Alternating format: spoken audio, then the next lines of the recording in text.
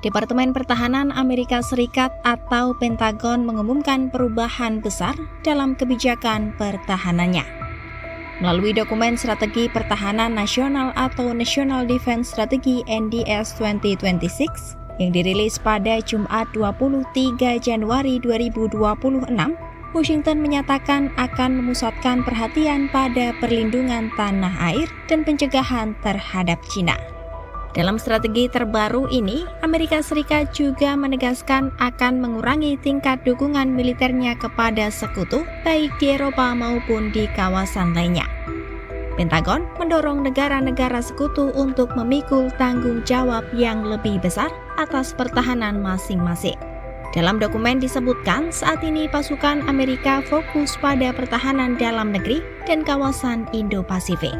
Karenanya, sekutu dan mitra di wilayah lain diharapkan mengambil peran utama untuk menjaga keamanan mereka sendiri. Amerika Serikat menekankan hanya memberikan dukungan terbatas.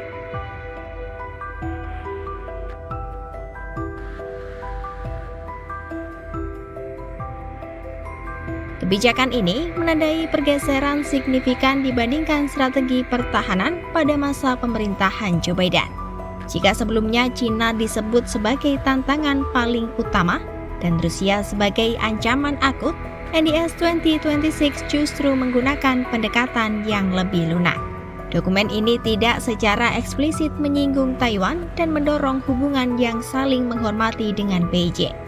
Sementara, ancaman Rusia digambarkan sebagai ancaman berkelanjutan namun masih bisa dikelola, khususnya terhadap negara-negara NATO di Eropa Timur.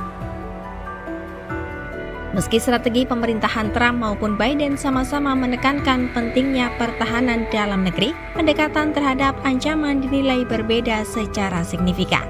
Dalam NDS 2026, pemerintahan Trump mengkritik pendahulunya karena dinilai lalai dalam menjaga perbatasan.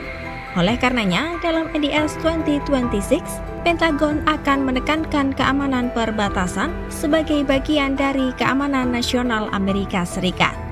Pentagon menyebut akan memprioritaskan penutupan perbatasan, penangkalan berbagai bentuk invasi, serta deportasi imigran ilegal.